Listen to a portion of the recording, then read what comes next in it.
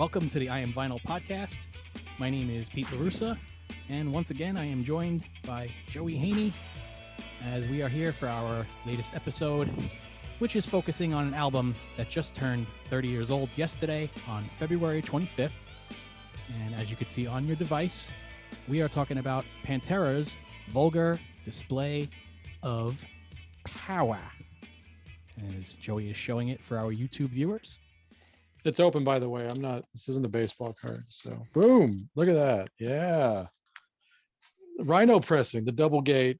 Yeah, I got that the one two too. albums. Yeah, the superior one.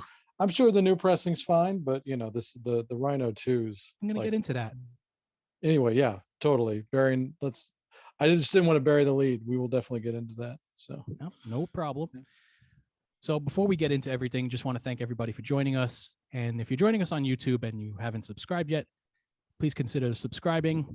If you're listening on cnjradio.com, or if you're listening to us on Spotify or Apple Podcasts, then you might want to consider visiting us at my YouTube page, Pete LaRussa 28, and check out this video and give us a subscribe. So now that we've got the maintenance out of the way, we can discuss the topic at hand. Yeah, most regular people would say subscribe to these shows and channels. By the way, I'm gonna already pull my card out. I'm recording in the heart of the Dallas-Fort Worth area, and right between those cities is the mid-cities where I live. But the main crux of the mid-cities is Arlington, Texas, and just next to Arlington is Pantego, Texas. Yes. I am 5 minutes away from the place where Pantera was born. So wow. I definitely pulling out my whole card here and everything else, putting it on the table, claiming it. So I am here not as an extension of the band, but as a booster, as a homer. And so hope I do it justice. So. Oh my, as a homer? No. Yeah, we're all full of, our bad imitations and our zingers today, aren't we? Yes. That's my fill, by the way.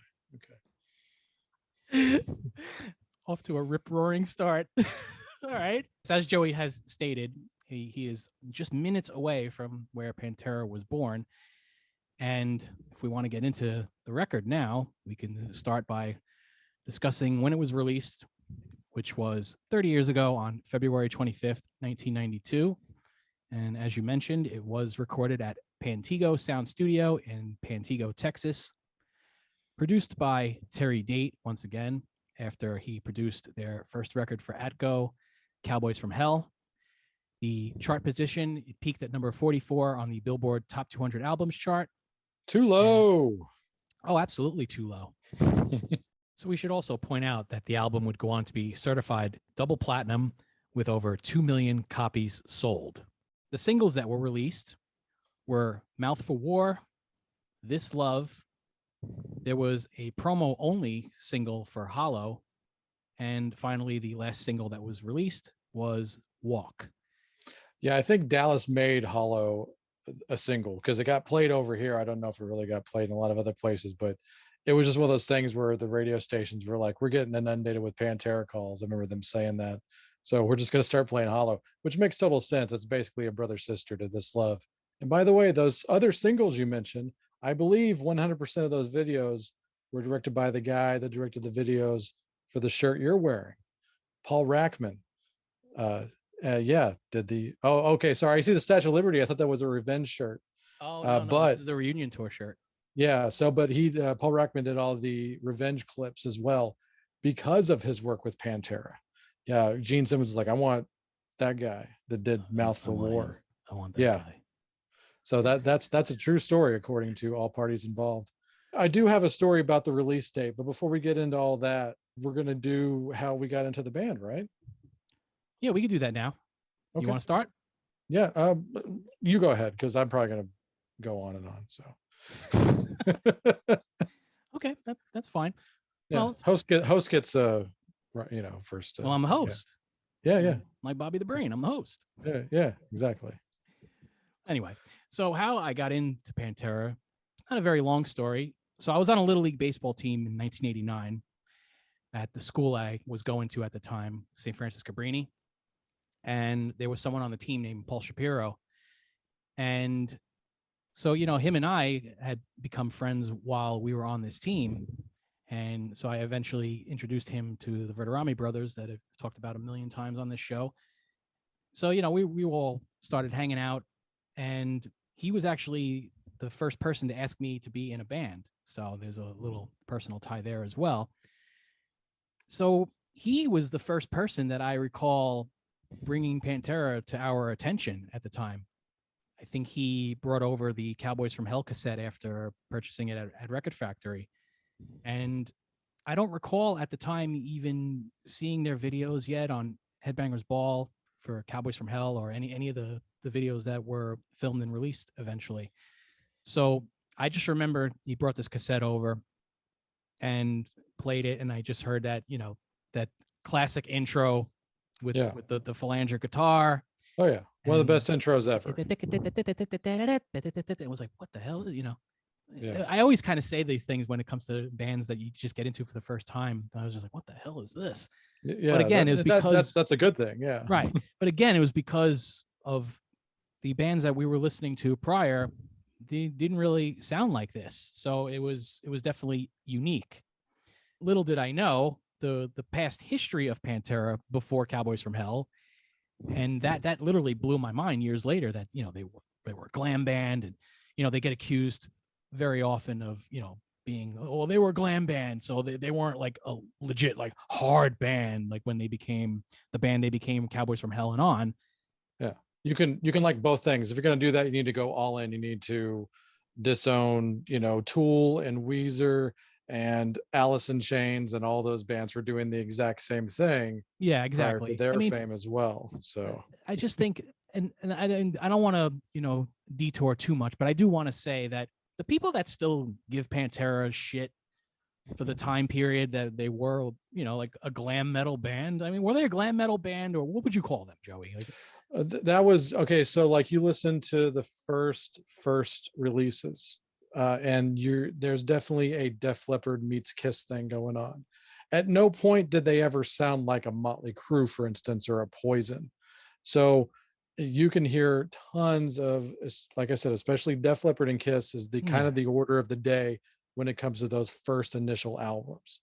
And that's where I think you should hang, all of the comparisons is really those two bands. Sonically, especially, and of course, songwriting approach, probably more Kiss than Def Leppard, because the lyrics are pretty innocuous. They're, just kind of general, people getting a little stuff bit like of Priest. Right. Oh yeah, definitely Rock the World, the stuff on power metal. Sure, yeah, anthem stuff. I mean, it's just anthemic hard rock, whatever, just because they had some Aquanet going on. Yeah, they teased their hair. They were doing what a lot of bands were doing at the time. But let's not forget, like, bands like Slayer and Overkill. Even before they became Slayer and Overkill, they dabbled in makeup. I'm just saying, like, people got to kind of calm down on the, Pantera was a fucking glam band first. Yeah. No, and also I still don't understand to this day, even before all the weirdness happened, why they were so embarrassed and wanted to keep their albums buried, especially kind of after the fact, after the band broke up and this whole thing, because I don't think they have anything to be ashamed about. No. And it's a really neat snapshot of history. I don't think it's any different. I mean, obviously it's less embarrassing for like a ZZ Top to put out the Moving Sidewalk stuff, I guess, in a sense, but I just really don't think they should be that embarrassed, because it's like they said, it's where you come from. And if I may make a little pun there, but no, it's true. Also, I think it's really cool that like the heaviest band in the land at one point also did this. And I think you hear those other records, you cannot put their integrity into question, because they didn't invent this genre of whatever, but they definitely perfected it. Whatever this is, people call it groove metal or whatever, but it's just a band that flew the heavy metal flag in the 90s. And I'm glad that we're doing this today, because literally I was just listening to my buddy Mark Striegel on Sirius yesterday on Ozzy's Boneyard, doing a great job. And he played some Pantera, and he's like, God bless Pantera for flying the flag in the 90s when it was not cool to be a Oh, for metal band. sure. Like in the overall grand scheme of things, like especially a new band coming up. That's the thing, like Metallica, Megadeth, all those bands were kind of getting a pass. But a new band coming up just playing pure metal at a time when a Metallica would be accused of turning their back on heavy metal. And that's a different debate, but it's a debate that's there for a reason. So Pantera was, we are the most metal at the time, and we are not ashamed of it. So every record they got heavier and heavier and heavier. And you can't fake that to a point. You can get close, but you can't really, you can't really pull off what they pulled off on these records. And Vulgar Display, getting back to that one, is really just one of the epitomes. It's what the kids now call a needle mover. So sorry, I did a whole diatribe and I didn't even get into mine. Mine's very similar. It was a friend of mine came over, hang out. He had a cassette of Cowboys, same exact thing. I never heard the old stuff. I had just moved to the Dallas Fort Worth area 6 months into like Cowboys from Hell coming out around that time, first quarter, second quarter. Not sure the date on that, but like, I had no idea about this band. I never read about them in magazines. I never heard them even on like my AM metal station. So they were not really remotely famous outside their area at all. I mean, not even outside Arlington, just there, not even like in Dallas Fort Worth, from what I could tell. But, that's just me trying to consume all the metal at the time, whether it's magazines or radio shows or whatever. I just did not hear Pantera until my friend Jason came over and played Cowboys from Hell. So that all being said, moving up to Vulgar, and the reason I was like, I'm surprised this album came out in February of 92, because I thought it was around April or May. And the reason I thought that is because I went to the Skid Row tour where they opened on Vulgar Display, which is documented so well in two great home videos. Pantera's Vulgar video and Skid Row's Roadkill both have great footage from that tour. And a lot of the bands are in both videos. So it's definitely worth a look. Uh, so I went to this tour at Fair Park Arena, great little arena, old school Coliseum. And the reason I didn't know the album had come out, because I hadn't seen Vulgar Display of Power in the stores legit. So it was doing so well over here that the stores were all sold out. And I guess maybe there was distribution problems with getting some more brought back to the shelves. And every place I went to, I just did not see this record. I saw advertisements for it. So I just figured it was a coming soon thing.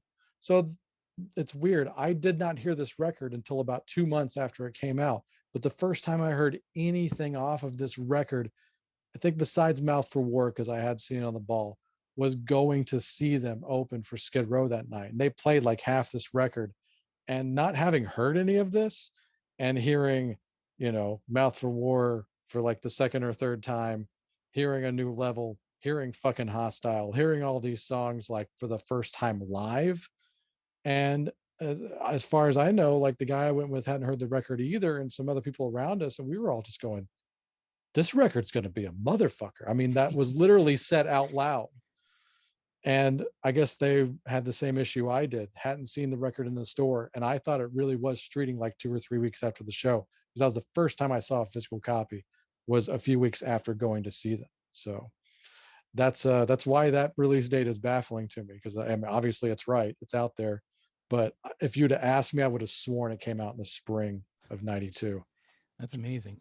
I actually vividly remember it coming out in February of 92, because I remember it was, it was winter, it was freezing cold.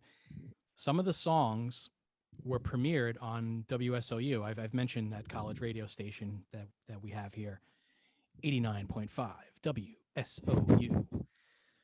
So they had a show on Monday nights where they would play new promo material that they would get at the station.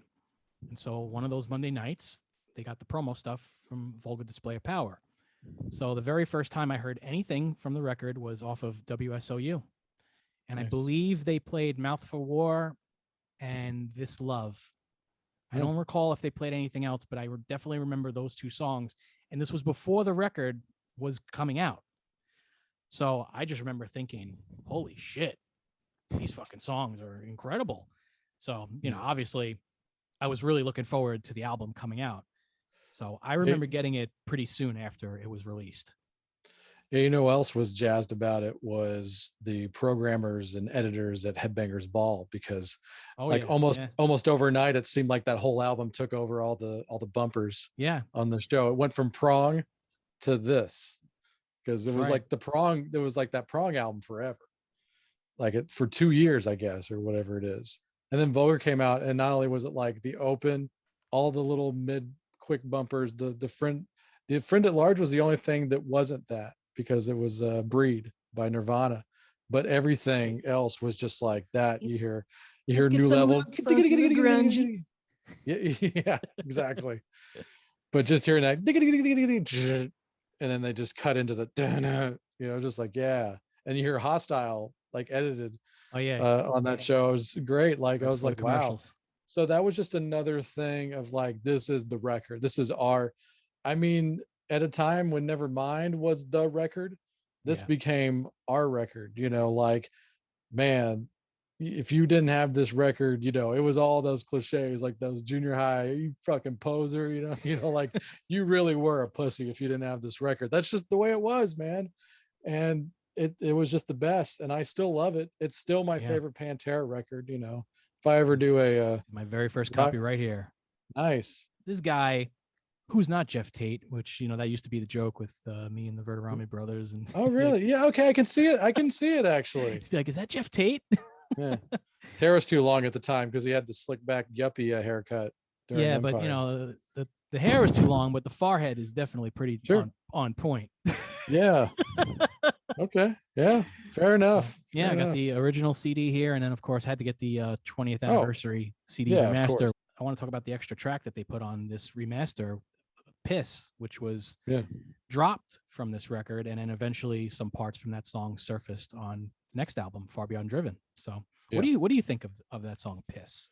This is fine. I mean, after not having it on the record for so long, once I heard it, I was like, I don't think it needed to be on the record, but if it had been at the time, I probably wouldn't have, Yeah, I probably wouldn't have minded it. Like, it wouldn't have hurt, but then we wouldn't have gotten the tracks as we had on "Far Beyond Driven" that used some yeah, of those parts. So that would be the you know, real horrible part about it. So I'm glad that, I mean, everything, that's one of those everything happens for a reason thing. So yeah. now at this point, I think we could kind of just talk about the production of the record. Obviously, this record was a pretty big game changer in terms of the production, the style of the songs.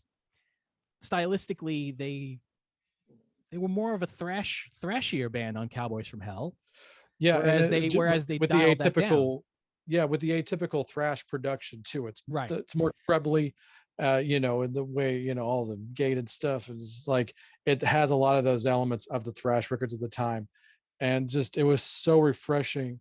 Whether or not I realized that we needed it or not, but like to hear the bass really come in on this record, not just for the bass guitar itself, but for the drums, man.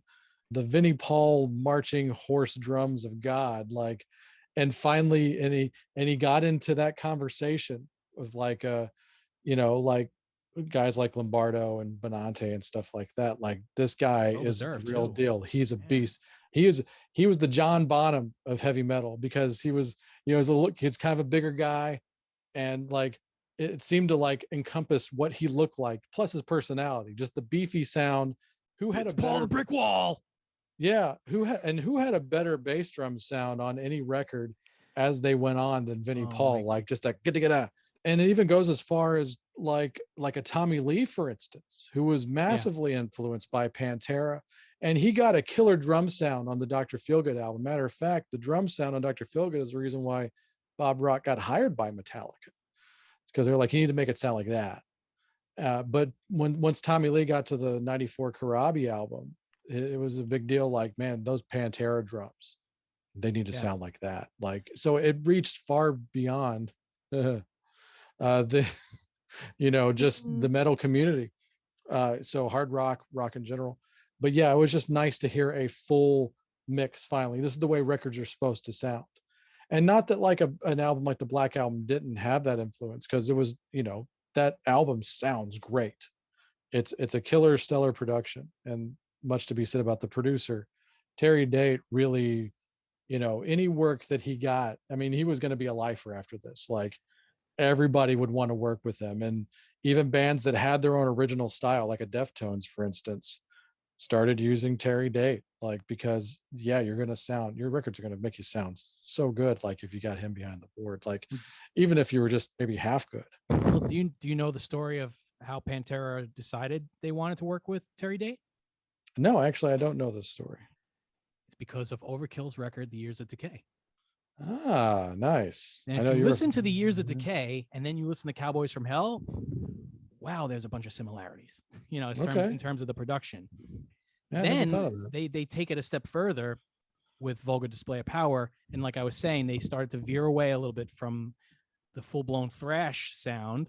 And now you Yeah, get into this groove metal that they're associated with, where they're, yeah, they're also accused of birthing new metal and, the pros and cons of that. But, sure. for like you were saying, for a band that was getting accused of, well, they were one thing and now all of a sudden they're this. I mean, me personally, just as a musician, has gone through that. I mean, the earlier bands I was playing in were not like the bands that I would be playing in later. So I don't understand that concept of, getting on musicians and getting on bands for doing one thing at first, unless, you're a band that that gets really popular later, and you're trashing the genre that you used to play, trying to play off like you didn't. Then I can see, people getting on your case. I mean, like on a lower level, I'm a big fan of Nick Anderson, and he started playing drums for Entombed, and now he's the lead singer and guitar player for Imperial State Electric. He was the Helicopters guy in between that. So literally going from like basically death metal. I guess you could call Entombed death metal, sludge metal, whatever you want to call it. And now he's playing in garage bands. Yeah. Just because he's not super famous means he's not getting the kind of venom that he Or would if look, he I was a big star. I even say like Dave Grohl. Dave Grohl went from Nirvana, which were supposed to be, anti rock star and, anti record label, the whole entire thing. He's a fucking lead singer of the Foo Fighters now, like one of the biggest rock and roll bands going right now. I don't know. Again, Yeah, and he gets and a he lot of flack. Sometimes Dave may deserve some of the flack, but a eh, lot of times I think, eh, people are a little bit too much with that. But my point is that musicians grow and musicians change, and obviously the guys in Pantera, they gave it a shot with the Sunset Strip, uh, Kiss, Aerosmith type of rock metal that they were doing. They started to get into heavier things. They started to get into Metallica, and they started to get into Slayer and bands like that. And they said, "Oh, I think we kind of want to, dip our toe into this and try doing this." I don't see what the hell the big deal is about that. And the other thing yeah. is, Pantera, I also see they often get accused of ripping off that band Exhorder. Now, full disclosure, I don't know one single Exhorder song. Same. I know tons of Pantera stuff. I know nothing about Yeah. Exhorder. I've never heard any of their stuff. The band Well, that they yeah, get nothing, accused of ripping off. and nothing against them because I don't Me know neither. a lot Yeah, about them. So yeah, nothing against them. It's not like I avoided them for a reason, but I just yeah, think it's like we're all influenced by so many bands that it's honestly not very easy to be original. And by that point, you're talking about 1989, 1990, whenever Pantera kind of morphed into what they became really truly known for. yeah, and obviously the power metal album that came before Cowboys Right. is an example of like they're already moving in this direction. Yeah. And so when I talked about why they won't put the other records out, like I'm very surprised that power metal never got a reissue because That's the only one I have on CD. It's yeah, Power Metal. I don't have gotcha. the other ones Yeah. yet. The only one you can really find a lot of legit copies of because most everything out there is bootleg. Yeah. But that actually ties in really well to the thing I wanted to talk about, which is when they first started touring under Vulgar Display, they were opening for Skid Row because Skid Row had a #1 album the previous year in 1991 with Slave to the Grind. So getting on that tour was going to be good for your pocketbook and also, getting to play in front of people that may not necessarily, they're not preaching to the choir with this tour in some ways. Let's say, I say 80-20 hasn't really heard them or bought their record maybe that's going to these shows. Now at the Dallas show was definitely probably 50-50 and Yeah. that's a conservative number. But going on the tour around the world, I mean, you like I said, you watch that Roadkill video, they go all the way to Brazil, so they're playing all over the world at that point. And so like getting that tour is a good thing for them. Now, I'm sure at the time maybe they got some shit for it, and they talked about this when, like on the Headbangers Ball episodes and all these other things. It's like it makes sense, but also it harkens back to what they used to be. So they're not necessarily like saying this music is shit either. So I really Right. dig that. It's almost kind of once again not forgetting where you came from, and the fact that they were like, no, they're a good band. Skid Row's a good band, and we're touring with them. Go see them live because they kick ass, and they did. So yeah. So that's the other thing. The thing I always liked about them that gave, even the hometown thing aside, that can only get you so far with me. But those kind of things really made me a bigger fan. Yes. So yeah. Yeah, not everything has to be just so, one-sided. I don't know. Like Yeah. I don't know. It's just like you think of the music that we listen to collectively, We listen to a lot of different music. So I don't understand why, Pantera deciding to go on a tour with Skid Row. What? Because they were the band known for "I Remember You" and Yeah. monster ballads and stuff like that. Yeah. Like They're you, on they're on Dial MTV and all that stuff. So yeah, Metal Edge magazine. this is the thing. That this is these. It's like kind of like these the narrow-minded metalheads. And I'm sorry, but I have to say it. Like sometimes, diehard metalheads can be very narrow-minded, and they're not willing to let anything else in. If it's not metal, it doesn't matter. Yeah. Yeah, or like only old metal matters, or something like that, like those kind of bullshit things. And that's weird. I've noticed that apparently a lot of hip hop fans feel that way too. And it goes back and forth. Huh. The old people don't want to listen to anything new, and the new people definitely don't want to listen to anything old. So it's just yeah, the fact that they're snobbery in that genre too, and they're basically like of similar age, but it's going on over there too. Punk rock same way.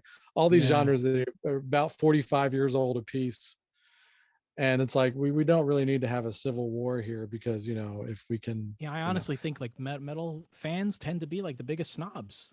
oh You yeah, know, yeah, and yeah, I've been in so hardcore bands and I've been around some people that are kind of snobby in the hardcore scene.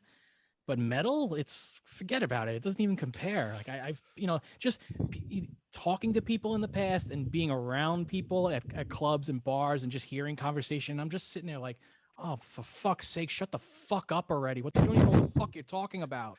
yeah. You know what I But mean? like I said, it's the three big subgenres in this, so they're going to have the most passionate fans, so that's going to turn into that also. But yeah, speaking of all over the place, I did want to show this off a little bit. Hey, this is my other from Oh, see if I can do that. what is that? Yes, I see it's it's a a vinyl. Hostile Moments, yeah, 12 Hostile Moments inch. 12-inch. It's a British import. Yeah, European import, and it came out actually in 94, 93, 94. But no, this is just basically a promotional thing to advertise Far Beyond Driven that's coming out. So it's 3 out of the 4 songs on here are actually from Vulgar, with I'm Broken being the A side, but it's got the remixes of the songs from Vulgar. So the Walk, yeah, the Cervic, I have Yep. that, I'm and holding the my fucking Hostile Biomechanical mix. yeah, So as Joey is talking about this, I slid over to my CDs and I grabbed my Japanese Pantera yeah, Walk single that I yeah, picked up at Zigzag probably in 1993, and yeah, it does have those same remixes that you were talking about. And I yeah, remember the first time I heard any of these remixes that it brought it to my attention was, I believe it was Vulgar Video, if I'm not mistaken, yeah, because they included some audio clips over some of the footage there. And I was like, wow, what is this? What is this mix? Like this sounds great. And yeah, then I saw this CD in Zigzag, and read the track listing and figured it out from there. So picked this thing up immediately. So that's part of yeah, my Vulgar collection right here. yeah.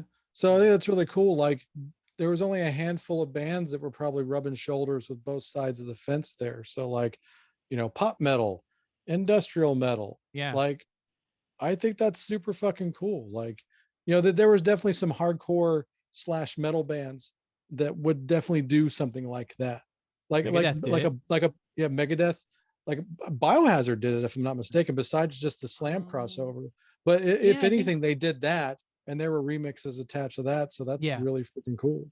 So, just like it takes a special kind of band to be able to do that. But also the fact that they're just that good.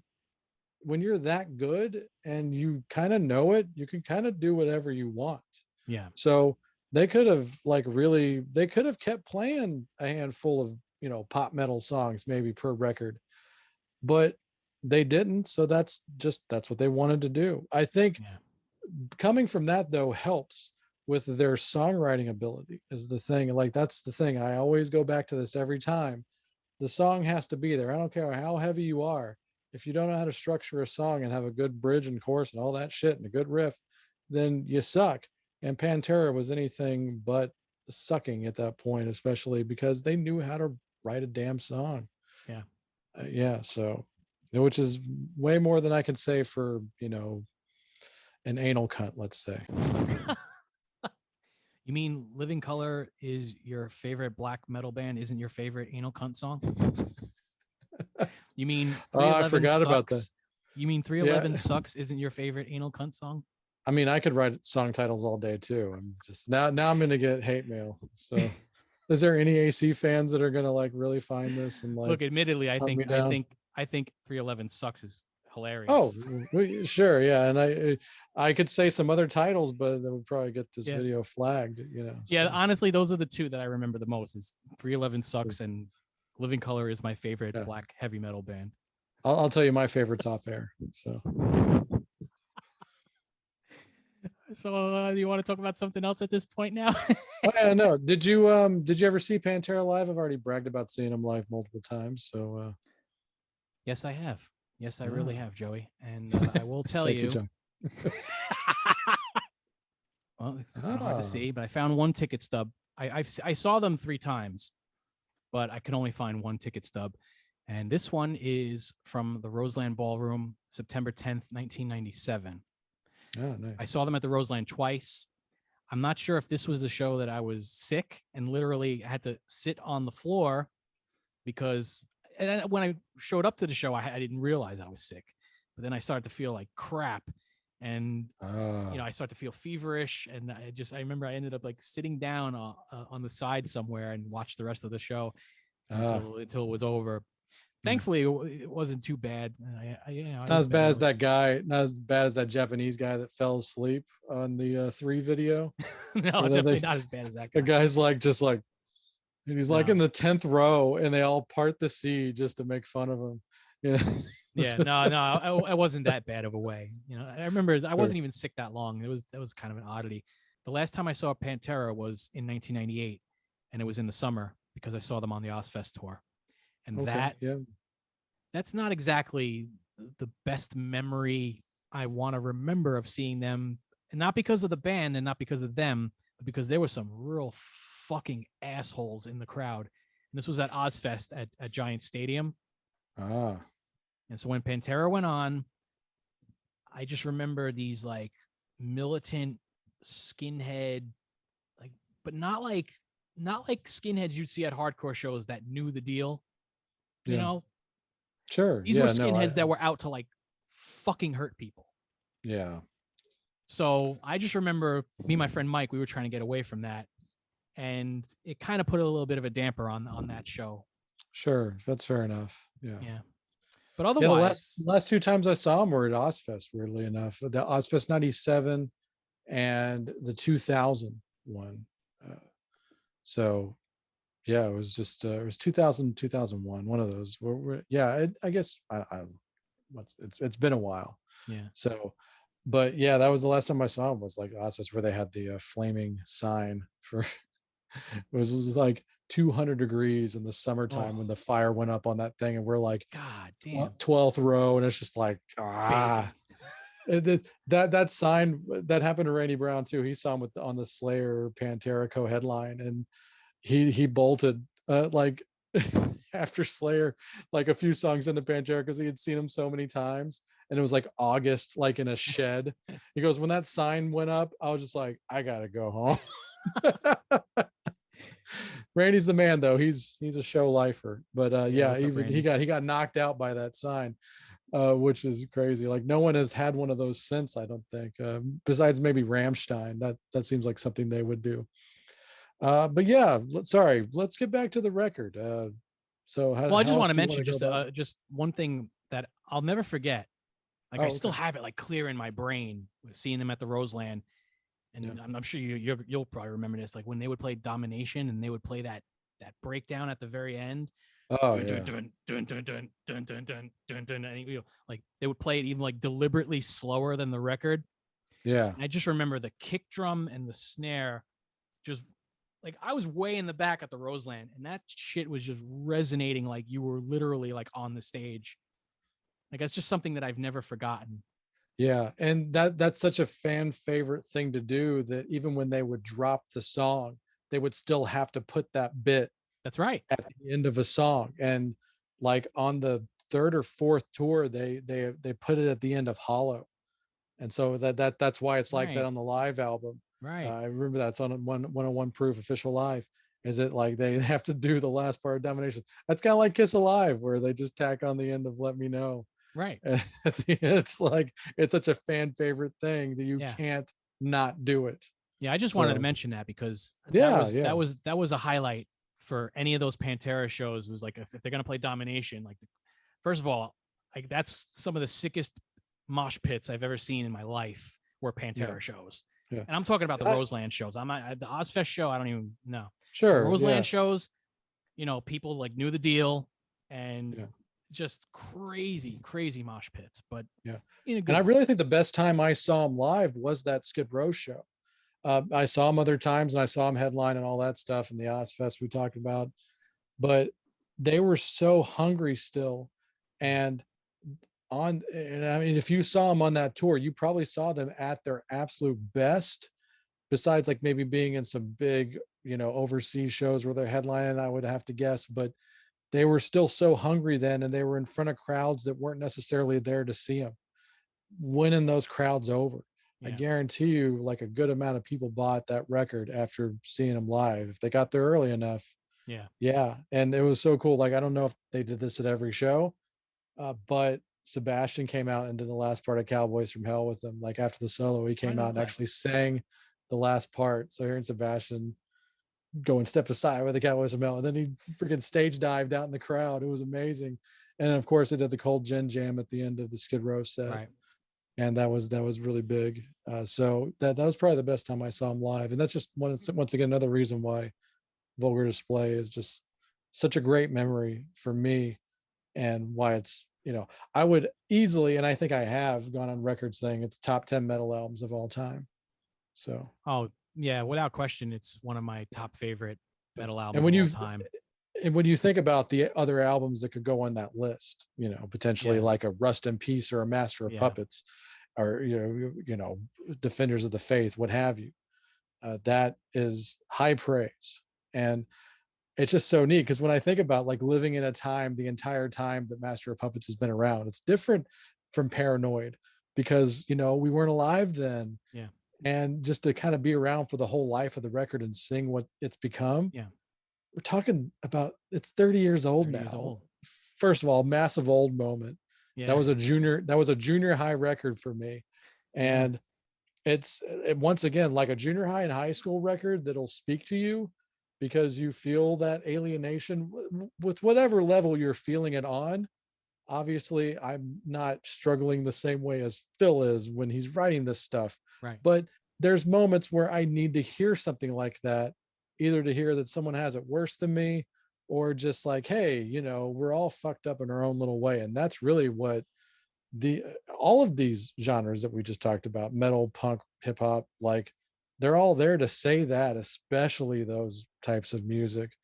And man, like all that bullshit that happens to you in junior high, especially for some reason, I feel like Yeah. junior high is kind of the worst. Because elementary is kind of fun for the most part. Sometimes in high school, you kind of figure it out a little bit, but junior high is just bullshit. And I'm so glad that Pantera was around for me at that point. So Yeah. yeah, I was a freshman in high school at that point. So I had That's my practically junior high. yeah, and yeah, Yeah. I was actually technically supposed to be a sophomore. I was left back a year, so now everybody knows that. That's Yeah. okay. I'm not ashamed of it. I don't give a fuck. Most of Um, these bands didn't even finish high school. They're all junkies, you yeah, know. I'm just kidding. yeah, no big deal. I mean, I have a decent Yeah, career now. I'm doing okay. So yeah, you know, yeah. it Big just it only ups. goes to prove that sometimes when you get left back, it doesn't really matter in the end Yeah, when you get yeah, older. absolutely. Anyway, Okay. but I you know, I had my share of dealing with bullies. I mean, you know, as I think a lot of people that are into the music that we're into when it comes to like heavy metal, you know, you deal with your share of bullying. You know, I was the type of guy that was, you know, wearing these type of shirts underneath my school uniform. So, you know, I was wearing glasses, I had braces, and you know, so forget about it. Like I just Yeah. caught so much unnecessary abuse Oh, in I did just in for wearing. I did just for wearing a shirt like that yeah. over like just regular because that wasn't the cool thing at the time. Yeah. You Oh know, yeah. I got Yeah. bullied just for that. Yeah. Yeah. Oh yeah. I caught so much shit, you know, for still liking Yeah. Kiss. I mean, so I could definitely remember, you know, at times, you know, you're listening to Pantera. You know, you just think of that one bully that's in your mind. You just would love Oh, to just kind of, yeah. you know, do this, and I'm Yeah. showing the front of the album cover. This guy getting punched in the face. Yeah. Yeah, I So just like that moment in the end of the movie, you know, where the bully is like has got you cornered and you can't get from point A to point B without getting past him. For some reason I just thought of that scene in Like Father Like Son when Wild Side comes on. Like I just wanted fucking Hostile to be playing when I finally got that shot in on that yeah, motherfucker, you yeah, know, that yeah. that literally caused me to drop PE and take band just so I wouldn't have to take PE. Yeah, I mean, Like that kind of shit. even though there's not like songs like indirectly talking about like bullying, well, you know, you listen Yeah. to some of it and it just kind of charged you up where, you know, if you were dealing with something that day, you know, it kind of just got you through it. And I hate to use Oh that yeah. cliche, but Yeah. I think it's very, very true. I think, you know, in terms of the music at the time, Pantera and a lot of the bands and Nirvana and a lot of stuff I was listening to at that time during, you know, a time just starting high school, was not particularly overly happy about it. And like I said, I had, you know, some setbacks a couple of years prior with school. So it was just things like that. And a band like Pantera, the style of the music, I definitely think it had a positive effect. So Yeah. I'm not Yeah. trying to be like, you know, sitting here like feel bad for me and the things that I Yeah. went through. No, it's Yeah. not even about that. It's everybody's. No, I'm not special. A lot of people have gone through the same things. Oh. But Yeah. this record was definitely pivotal as far as just kind of getting you through some of those challenging times just by listening to the force and the brutality of some of the music. And I Yeah. know some people are gonna be I like, brutality, calm down. do. I Whatever. mean, I I know it's not death literally, metal.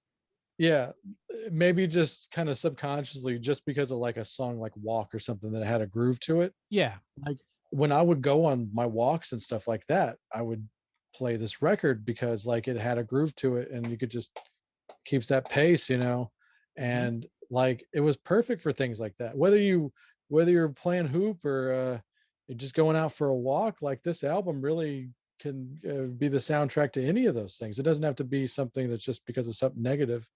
Like it was all around me, like at all times, you Yeah. know. So You know, and my mother can hear this now because, you know, she knows that we destroyed our old couch back in the day. But I mean, like literally like on Friday nights at my old house in Bensonhurst, we used to have, and I'm just gonna say, like literally, that's what they were called. We used to have mosh parties. That's what they yeah, were. And you nice. know, my mother would go out. This was like when after she had gotten divorced. So my mother would go out, and all the guys would come over, Verderami brothers and some of our other friends.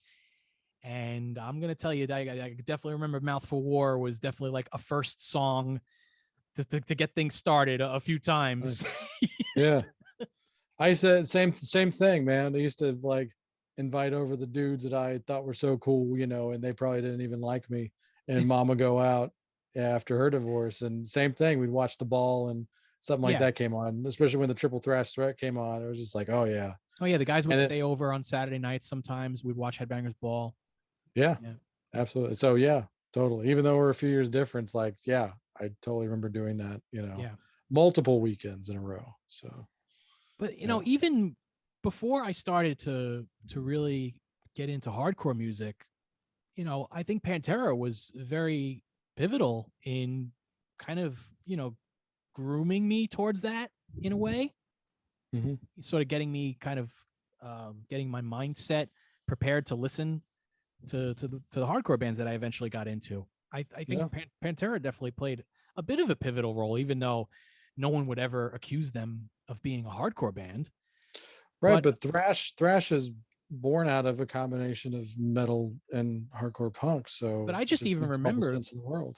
I just even remember the first Sick of It All song, or the first Sick of It All album I ever heard, was Just Look Around, was their second album. And I remember even saying, like, some of it reminds me a little bit of Pantera. And then Sick of It All became my favorite hardcore band of all time. So Yeah. I kind of use that as like a little bit of a parallel too. But yeah, I mean, obviously we've said it. The record was a complete game changer as far as what was going on at the time and what would follow. Because every record that Pantera would do after, I don't think there was a big sameness to Far Beyond Driven versus Vulgar Display of Power. And then I don't think there was really a No, they sameness with Southern Trendkill and then Far Beyond Driven. I think certain things they would kind of retain, sure, yeah, but it but wasn't like carbon copies like they were. But then you mm, had some bands that were coming out after Vulgar Display of Power and after Pantera eventually went to #1 with Far Beyond yeah, Driven. yeah, You had a lot of bands that were kind of starting to become like Pantera yeah. clones. Yeah, and I've always said that Far Beyond went #1, which was a surprise to everybody, first of all. But Huge I think surprise. the other reason why, the two main reasons why Far Beyond went to #1 was because Vulgar was so good, and even if you didn't buy it, you heard it. And all they had to do on Far Beyond Driven was not suck and deliver the goods and not go any lighter. They went way heavier to certain Yeah. degrees, and so all they had to do was not choke. That album went #1 straight off of the bridge that Vulgar built. Like the fact that they went from peaking at 44 to #1, and Yeah. I don't think Far Beyond is as good. I think it has more filler, but it's still awesome. Yeah. I really like Yeah, that and record. Far Beyond's great, but it's a little longer, and I'd cut a few songs off of it. But Yeah. once again, I agree with that. but I but it's also so good. I never get sick of the overplayed songs. Like I can still just go, whoa, this album is so good. It's just like the same way that you know the Black Album going #1 because all those other albums are so good before it. Like you just is the fact that they just didn't choke. Like they made they made their career after that. All Right. they had to do, they didn't even have to change after that, but they did keep changing it a little bit here and there without getting too boring. So Yeah. So I wanted to ask you something, and I don't know. I know you used to buy a lot of the metal magazines like I did. Did you mhm. also did you also buy Guitar World and some of the Oh, musicians magazines for the oh mainly for the interviews? yeah, and dude, and for the tabs too. Yeah. Like that's the Okay. thing is that, like I can definitely play that old man card. Before the internet, like this is the way I learned songs. I was a pretty good ear learner, but if it was something that was a little more intricate, I always thanked Guitar World and What was the other one? Guitar Player? Yeah. But anyway, Guitar Yeah. World was the one. Like Guitar World is the metal edge, as like those were the upper echelon ones, the ones that you would always buy. Right. And if they were out of stock, then you'd buy something else. If I didn't Right. get Metal Edge, I'd buy Circus or Faces or whatever. That's just the truth. Right. Or Rip is upper echelon. Rip, Yeah. Metal Edge, Guitar World. That's where Yeah. those are the Rip was top of trifecta the with heap. me. Yeah, for sure. Oh yeah, absolutely. But Well, yeah, like there had to be Dime had to be in every Guitar World. yeah. Like after Vulgar came out, you could probably go to every issue to this day. Like, it was like getting like yeah, that's is it I feel terrible asking this, but is Guitar World even being published anymore? But even if it I is or isn't, I think to I the think it very might be. last to the very current issue or last issue it ever had, you could guarantee that there's at least a little picture or a little mention of Dime somewhere in that magazine. That's rightfully so. Well, speaking of Guitar World, I wanted to point something out to you. And I do think it's possible that I may still have this issue somewhere. So I asked you if you had purchased issues of Guitar World, and this is a particular issue that I remember. And as you see, Pantera's Diamond Daryl. Oh, yes, of course. Yes. No Dimebag yet. This is March 1993. So issue probably came out in February of 93. Mm-hmm. Now, there is something pretty interesting in this magazine that I've never forgotten. And it happens to involve the man that's actually the person that's on the front cover of the magazine, Page Hamilton from Helmet. Okay. So the article, I think it's an interview with Dimebag Daryl. He actually mentions, sort of jokingly, but also sort of apologetic, that he didn't realize that with the song Rise, kind of lifted and borrowed and stole the main riff from Helmet's Unsung. Now think about oh yeah, oh yeah, this is the first time I heard it. Of Rise. Yeah. Yeah. So just I wanted to just point that out, that I've never forgotten that. And every time I hear Rise, I hear Unsung.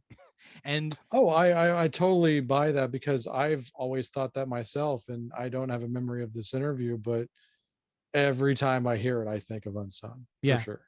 So that also just brings up another one of these things where I was saying before about they were getting accused of ripping off bands like Exhorter. I'm sure before this magazine even came out, somebody was like, "Oh, what the fuck? Sounds like Helmet." You know, and Unsung Right. and Unsung was around even before it was on Meantime, and even before, you know, they were on Interscope. Okay. So it's not like the song was brand new, just as Rise had come out on Vulgar. So I just you know, thought I would point that out, because it's just something I've never forgotten from this magazine.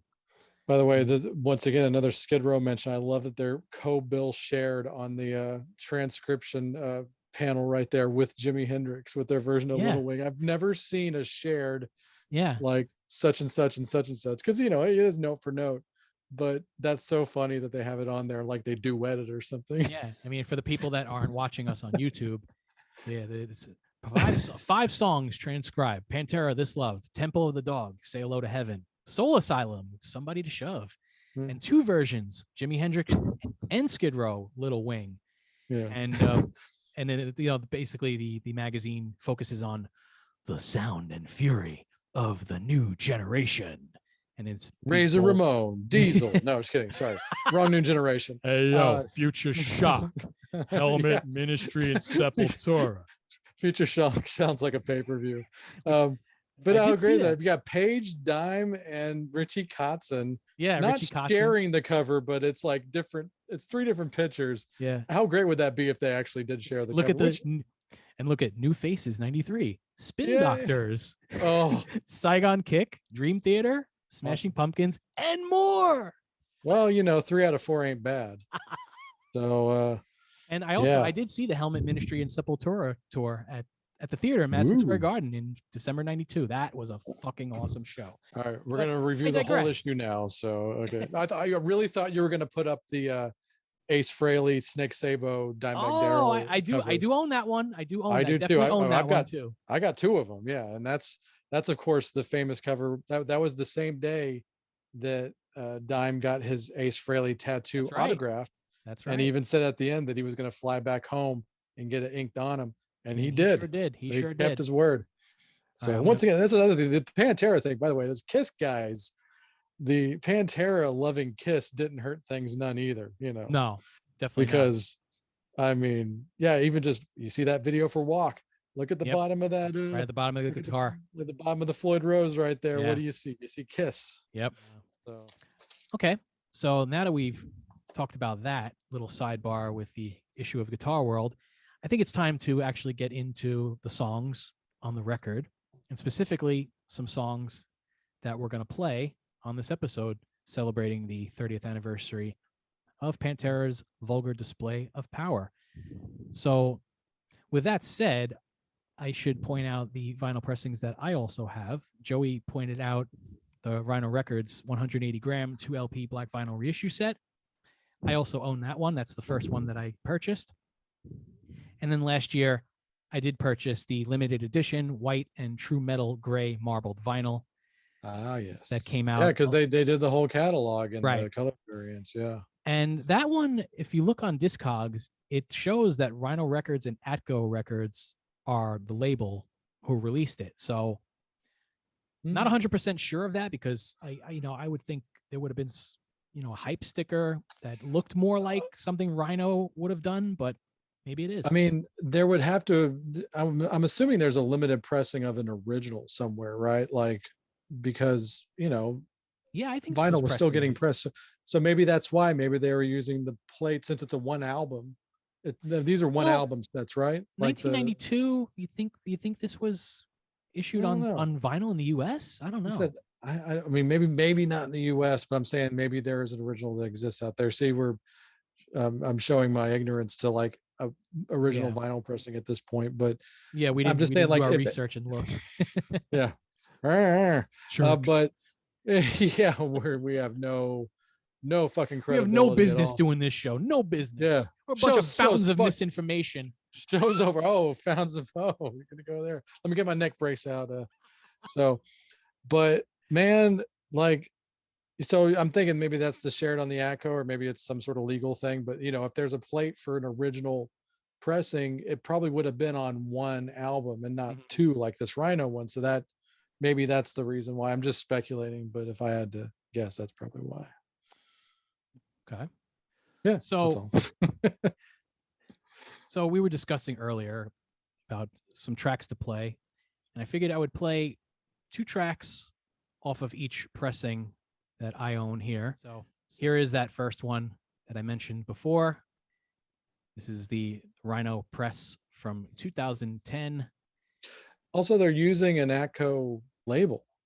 Right. So just like it has, I mean, that means that has to exist somewhere, right? I'm thinking. Yeah. So my guess is, if there wasn't a US pressing in 1992, then they're using a label that was used on a German pressing or an import pressing. Sure. So that makes me think it does exist. So I'm going to say that it does exist, just because. I'm just going to say it does. Yeah, I agree. I think there probably was a US vinyl pressing. So if we're wrong, then I'll use the Paul Stanley line. Shoot me. Yeah. And then here's the second one that I mentioned that I purchased last year in 2021, the limited edition white and true metal gray marbled vinyl. Now, I will say that I did listen to both of these yesterday, being it was the 30th anniversary. So I wanted to get a little bit. I like that. Good job. You A and B'd it. Thank you. Yeah, I've wanted to do this for a while, so I figured I'll wait for the 30th anniversary, and I'll give this an AB. And for years, I've had the Rhino pressing. I've had different styluses over the years. Now that I have the Autophone Blue, the Rhino 180 gram double LP black pressing definitely sounds a lot better than it used to when I was using more lower grade styluses.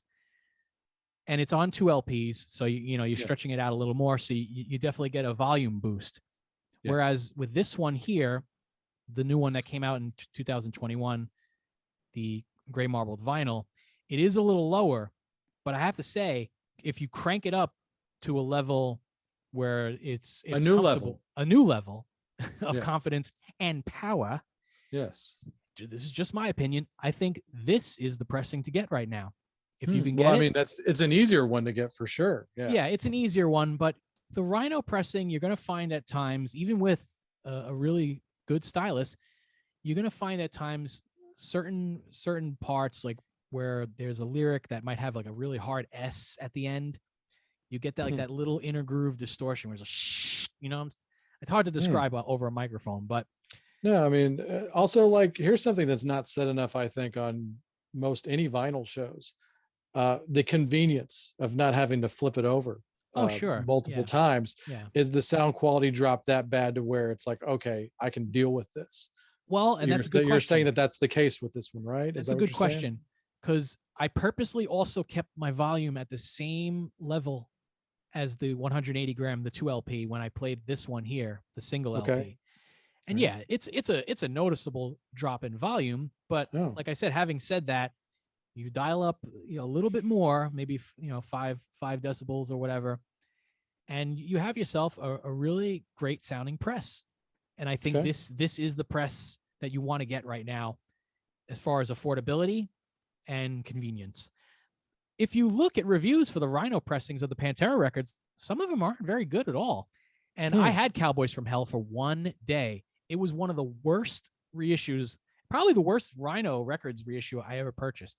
Yeah. It was skipping. It had all sorts of audio issues. It sounded real shrieky, and it just was not good. I took it back after one day.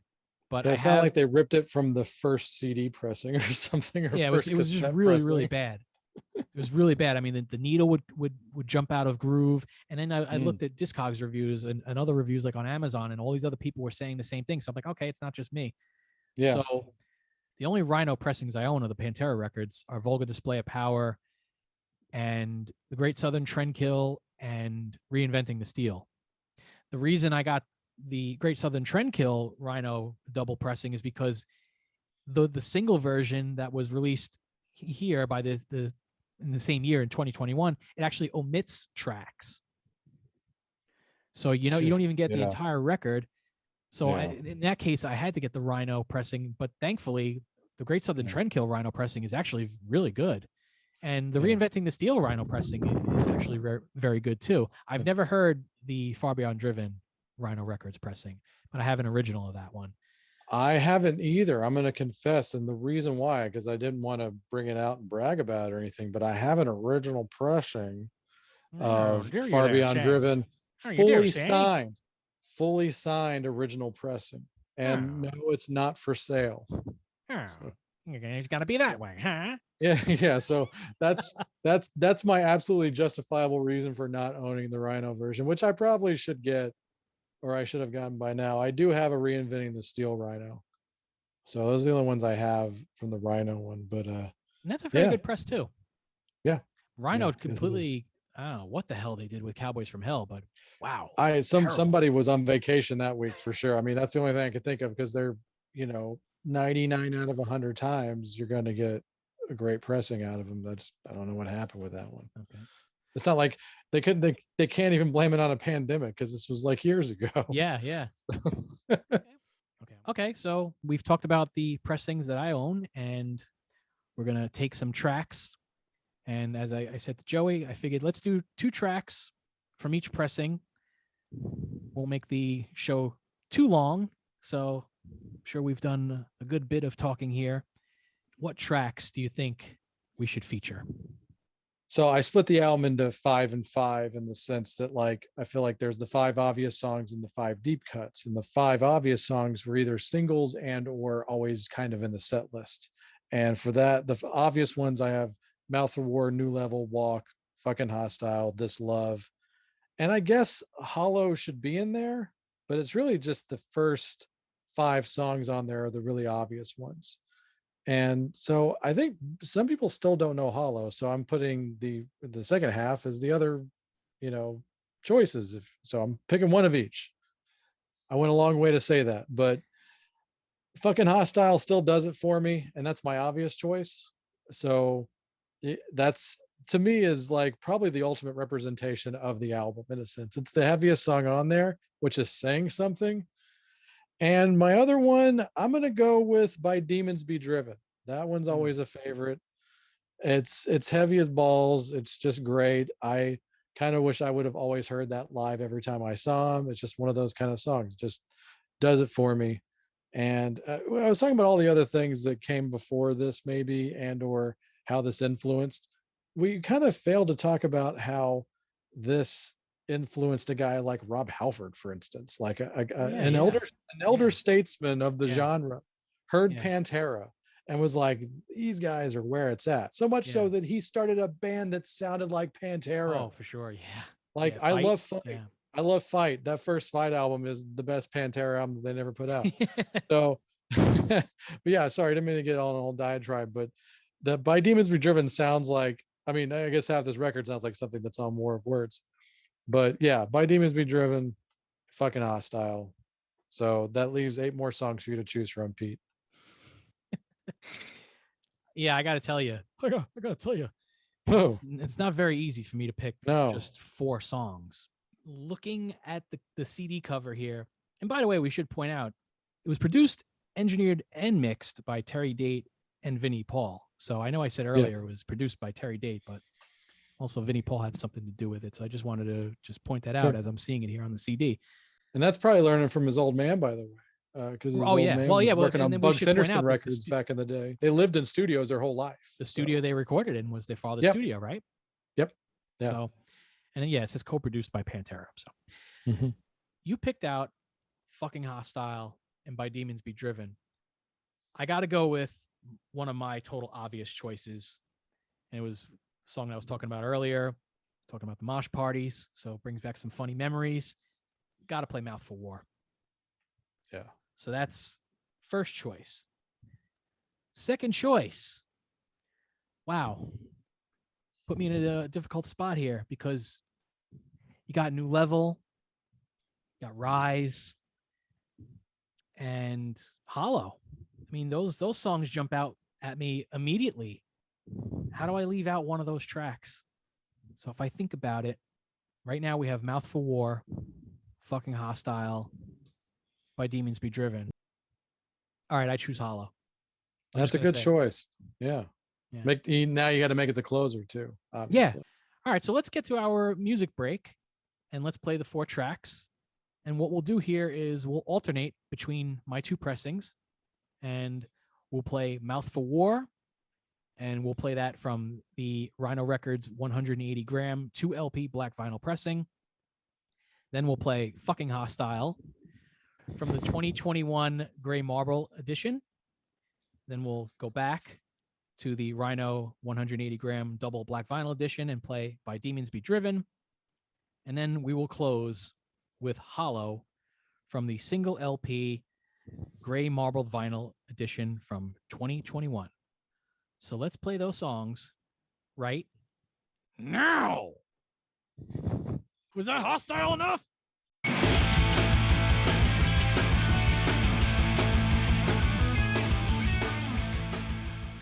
All right, we're back. That was Mouth for War, Fucking Hostile, By Demons Be Driven, and Hollow from Pantera's Vulgar Display of Power. So Vulgar Display of Marble on that instance, right? So. Yeah. So I wanted to just get into some other stuff about Pantera before we close, and just wanted to get your thoughts. Obviously, things didn't end for the band in a great way, and we had them breaking up, forming Damage Plan. Now, really quick, like, what did you think of Damage Plan? It's not anything that I ran out and bought when it came out. Although I've heard a couple of tracks now, actually just the other day, heard some on Jim Florentine's show, and they sounded pretty good. So it makes me almost think like, oh, maybe I kind of misjudged it. But at the time, honestly, I wasn't ready for it. Yeah, I'll be dead honest with you. Like, I thought it was crap. I just was not into it. And, I think some of us kind of made fun of them a little bit for that band. I kind of feel bad about it, considering what happened to Dime. But like, and just everything that was going on at the time left a massively bad taste in my mouth. Now, musically, I didn't take sides with anybody. I almost refused to support either side from a musical standpoint. From a humanistic standpoint, I definitely sided with the Abbotts on this one. But during this time, I was like working at CD Warehouse, managing it, doing, working hard and then hardly working at the same time. So when I was hardly working, this was like the day and age for me, like the height of like, Blabbermouth and Metal Sludge and stuff like that. And the war of words between, speaking of that term, between those 2 camps were just at the absolute peak, to the point where I could tell you, I know for a fact that the war of words, honestly was an impetus in the tragedy. Like it definitely, I think that all parties kind of egged each other on, and not realizing that other people were like kind of paying attention. They were Yeah. talking to each other in the press, and it was bad. It was really bitter. It was really bad. Somebody took it way too seriously and did a lot of bad shit over it. That's just horrible, still tragic, and still tears shed to this day. Yeah. So, like that whole shit, I remember before the tragedy and all that horrible press left an utterly bad, terrible taste in my mouth. Like I said, to the point where I wasn't buying anybody's records. Yeah. Plus, I wasn't listening to my old Pantera records the way I used to. Like it was so in front of everybody's face, and I don't know if it's a local thing, but it was just bad, and I fell out for a long time because of that. And honestly, only after some of those tragedies is kind of where it kind of came back to me. And, now I'm just, back to being the regular fan that I was. And I'm at a point in my age where, at least I feel like, yeah, I will say, like, when you get older and blah, blah, blah, and all that stuff, and you grow up and you mature, you realize that this shit isn't life and death, the music Yeah. itself. Music is life to me, but I don't let it bother me Yeah. for the most part. So I'm just back to being a regular fan. I'm able to enjoy the videos again, all the home videos and all the records and stuff like that. Uh, just I hate reliving all that Yeah. bad stuff that went on. And none of it had to happen. It was completely No. unnecessary. And if they'd all grown up for one fucking minute, then maybe this shit would have never happened. That's my opinion. Yeah. But just being around all this, and knowing how it was even after the tragedy, and there's still a divide. There's always going to be a divide. That's the thing, is that, like, the brothers were so out with, especially Phil, and to an extent Rex, because Rex kind of went on Team Phil. Yeah. So it's just always going to be that divide. So you always hear those rumors. Oh, Phil and Rex are going to get back, and Zach's going to play guitar and all that stuff. I would absolutely hate that, Yeah. It's and a bad I think idea. most people would, and some people would dig it. I'm not saying you can't dig it if it doesn't happen, but it'd be a bad look, first of all, just because it's like, how dare you? Also, it's massively telling that when Dime was murdered, you know, I know Phil wasn't invited to that wake. No, You he know, wasn't. No. no, yeah, we all know this. So I'm not, and Rex's book was kind of embarrassing, in my opinion. He's never going to be a guest on my show, I guess now, but yeah.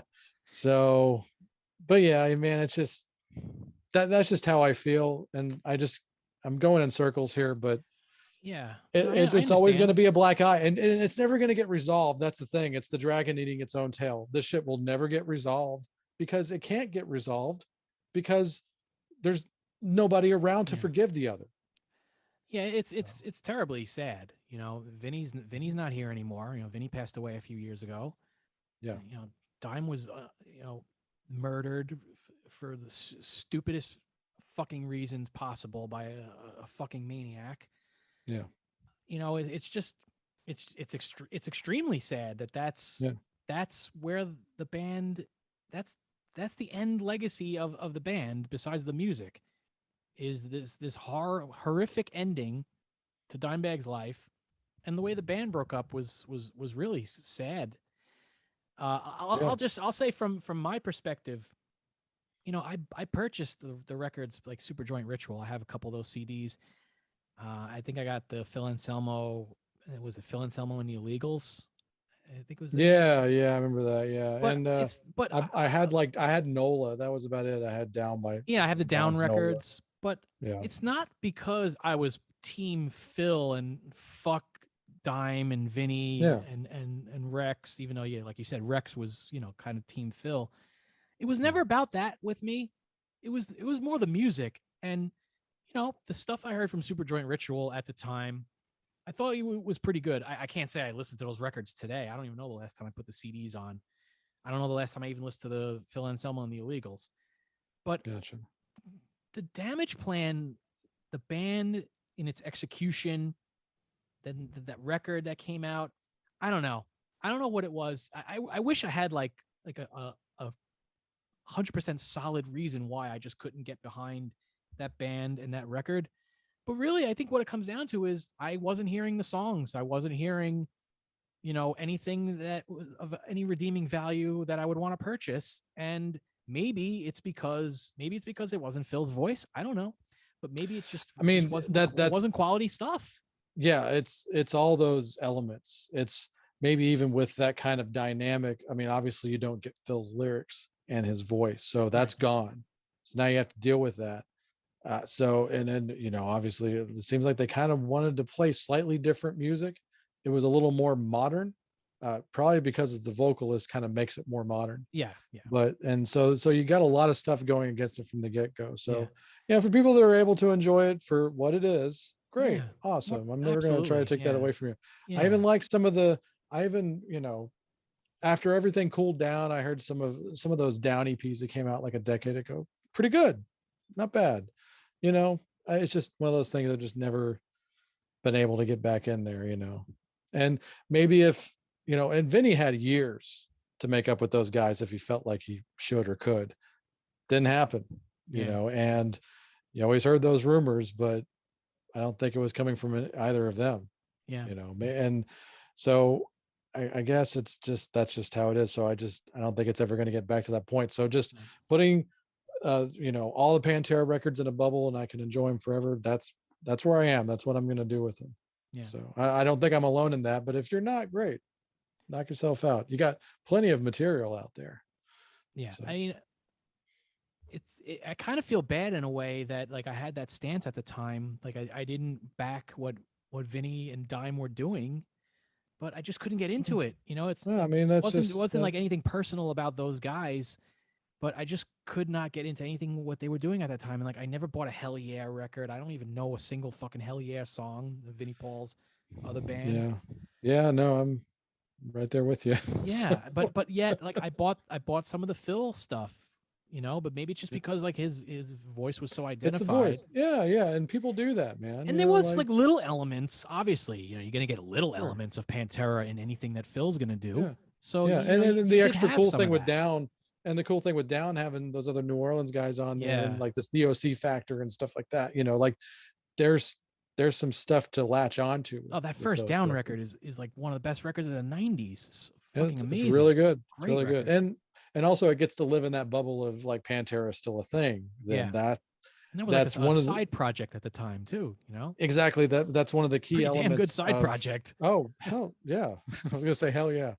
So it's just one of those things. It's where perception becomes the reality. So, but yeah, no, I just the music's so good now. Like it's so good. Like sometimes I forget. Like. I'll be listening to the records and I'll just be lost in them and I don't realize what the reality of things are still. I'm the same way. Yeah. I mean, I think, time has definitely helped. I think, I mean, we're talking now, it's 2022. I guess kind of, it's, it's like the time heals all wounds, but not like it really completely, but I think, you could listen to the music now and, you could go back. You can go back to, when you were watching these videos and it was just like, whoa, Val, and all that stuff, dude. And all the silliness. Can I do my favorite thing from any of those three things? I'm going to do my favorite. You ready? Okay, let me try to get into motherfucker ready to kick some dick. Right there. I will do that when I'm by myself in the house because it makes me laugh just to say that out loud. I don't know who that guy is. I've probably even bumped into him at shows before, but that dude, man, motherfucker, ready to kick some dick every time, never fails. Volume 3. But yeah, like all that stuff, the Skid Row thing where they Phil and Sebastian make the roadie jump into do a stage dive and everybody parts. Oh, it's the best. Those are, and obviously like people watch those videos now. It's like, oh, you couldn't do that nowadays. You really can't. There's no way you could put out a video like that nowadays. Oh, but no. I love it. I love that they happened. You could probably do the eating. It was definitely for the time. The one thing that's not of the time that you could still do that they were ahead of their time was the eating challenges. Like people still like those things. Val with the cake. Oh, dude, the eating challenges are Sack Guzzler's the cake, of course. And like the poor bastards, man, they'll just be sitting in an airport eating a bag of, Chinese food.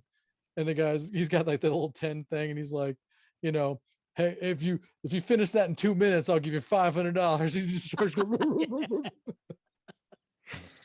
Uh, okay, all right. Ending on well, a happy Val, note. I love it. I love it. Happy Scott note. Steiner looking motherfucker, right? Yeah, yeah. Talking about Pantera, didn't have a very happy ending to the band, but we're trying to put some kind of a But positive look spin. at, but here, go watch those videos. Look at how much they lived. That's the Yeah, thing that you can really take away from this. yeah, They fucking lived a lot. yeah. I mean, So it's crazy because it's the total perception isn't exactly reality, right, Joey? Because we watched those videos for years, and you had no idea like all the problems that were going on inside of the band. You didn't, yeah. you didn't know like Phil was like a total like junkie and all that stuff. Yeah. And when you watch, and I've referenced Roadkill a lot, the Skid Row thing and these, but when you watch those now, you can actually gain a little bit of that, because in the Skid Row one, Sebastian's barely hanging out with him. He has his own little side shenanigans that he does. And it barely are the other guys in any of his stuff, and vice versa.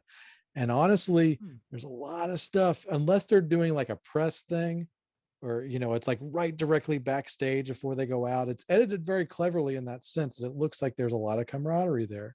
But when you go back and watch either of those videos, it's very telling. You will see that they're on there when they're off the clock. You don't see Phil and you don't see Sebastian. That's interesting.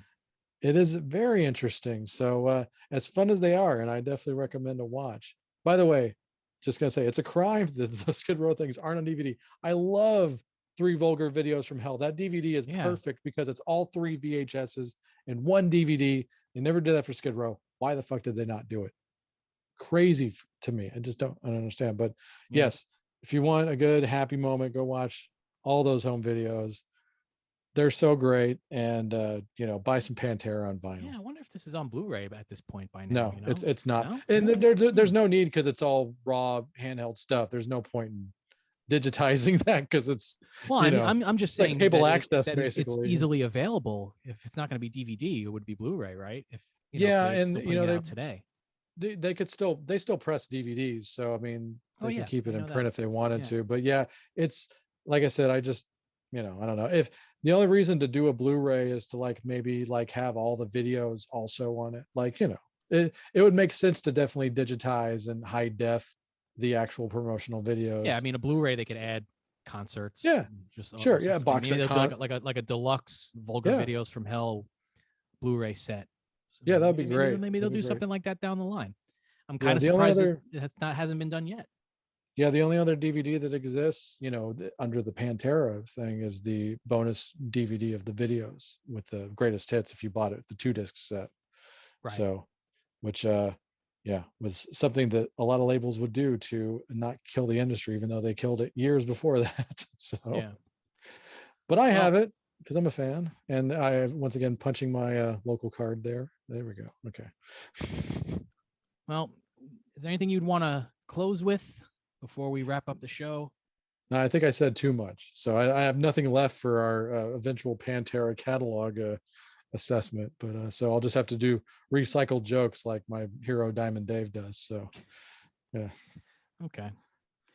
Well, yeah, I guess we can close on that note on the discussion about Pantera's vulgar display of power, which, as we have noted, turned 30 years old yesterday on February 25th.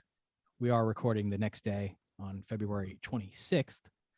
So the anniversary is still very fresh in our minds, as Joey is once again showing the Rhino Records 2LP 180 gram pressing right there. And I mean, look, lastly, I could just say, as I mentioned earlier, it would definitely rank as one of my top favorite metal albums of all time. Probably would have to be like if I had a top 20 albums of the 90s, it'd probably have to be in there somewhere within that top 5, top 5 of the 90s for me. In the upper tier, yeah, for sure. Yeah. So, and that's how weird I am. I have that like next to Melancholy and the Infinite Sadness. So yeah. yeah, that's just how it is. How it is. But we could say so many more great things about this record, but I think we've said them all. So why don't we wrap up and talk about the wonderful things here at cnjradio.com. So Joey, do you want to give us the rundown on the latest happenings at cnjradio.com? And don't be a fountain of misinformation. Well, yeah, as I kind of mentioned before, so the Talking Rock show is on ice right now. It's not like dead, but it's definitely on ice, and we're not putting out new episodes because fellow brother and fellow person from your neck of the woods, Mark Striegel, he is now on Sirius XM. Yes, He has multiple shifts on Ozzy's Boneyard and Hair Nation throughout the week. So if you have the app, get it, subscribe to it, and you can actually follow him, and it'll tell you when he's on the air. I love that. That's a thing. You can do that with anybody you like on Sirius. So that all being said, there's new episodes of Wrestling House Show on the horizon. We've done enough wrestling references on this episode, but we've got Never new enough. episodes planned. We got a new season coming out, as I like to say. So more retro reviews and stuff like that. Randy's promising a year in retrospective for him finally on Synaptic. He's a super busy guy, but when he does a show, it's always worth checking out. And on Rock Strikes 10, I just got done with a 12-part best of 2021, which was painstaking, but Fucking maniac. it was necessary. But I'm not planning on doing it like that next year. But for people that didn't listen to anything new last year, or barely listen to anything new, or just think that there's nothing good new out there, then I challenge you to listen to that 12-parter and tell me otherwise, because there's such good music out there still, and rock adjacent, metal adjacent. There's some killer metal records from last year by like Mastodon and Gojira that you got to have, that could be the next iconic records. And from what I'm hearing, they probably will be. Stuff like that. I mean, just check out Rock Strikes 10.